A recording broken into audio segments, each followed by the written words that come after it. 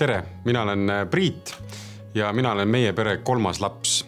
See õnn oli üsna üürike, sellepärast et 4 tuli kohe otsa ja 4. ja 3. vahe on 5 minutit.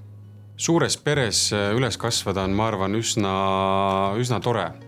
Vähemasti minul kindlasti oli, et see ühtepidi ja eelkõige loob sellise turvavõrgu. Inimesed, kelle poole sa saad pöörduda erinevate muredega, erinevate küsimustega. Ja mitte ainult muredega, vaid ka tegelikult ikkagi nad täidavad ka selliste sõprade elementi, et kui on vaja reisile minna või mitu korda ma olen leidmata siis sõprade hulgast reisikaaslast, olen ma siis pöördunud vendade poole ja on õnnestunud käia väga mitmes erinevas kohas. Ma arvan, et suures peres kasvamine pigem minule kindlasti on andnud vabadust juurde, sellepärast et meie vanusevahed on üsna suured ja seda, ma arvan, meie pigem, ütleme siis mina ja vend Märt röövisime oma vanemate vendade vabaduse. Sellepärast, et kui meie tulime, siis nemad olid üks oli juba peaaegu selline noor täiskasvanu ja teine oli lähenemas teismeeale. Ja ma küll ise ei mäleta seda, aga korduvalt olen kuulnud, et sellele keskmisele vennale me oleme palju pahandust korraldanud läbi selle, et me oleme erinevaid mänguasju endale omastanud, neid ära lõhkunud, neid ära kaudanud, neid ära peitnud. Et ma arvan, et mõned tema hallid juuksekarvad on kindlasti meie tekitatud ja vanemale vennale ka võib-olla vabaduse kaotuse mõttes nii palju, et tema on pidanud ka ikkagi hästi palju vedama ja hoidma. Meie neid seevastu üldsegi mitte. Ja ka nende lapsi me ei ole liiga palju pidanud hoidma versus siis nemad hoidma meie lapsi.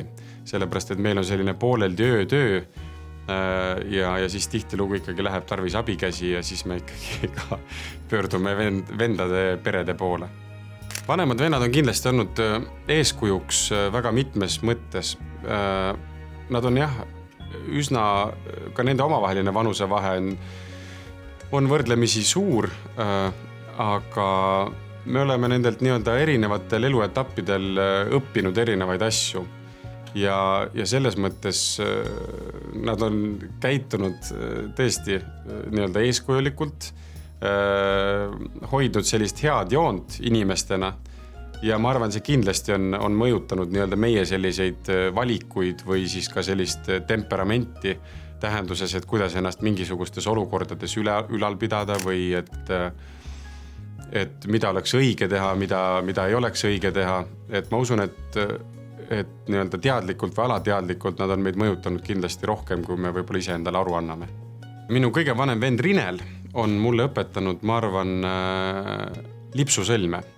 Topelt Nelson, kuna tema amet oli üsna varajases eas selline lipsu kandmisega seotud, siis tema käest ma vist sain esimese sellise koolituse, et kuidas peab üks korralik lipsusõlm välja nägema, kuidas selle tegemine käib ja seda nii-öelda teadmist tarvitan ma tänase päevani.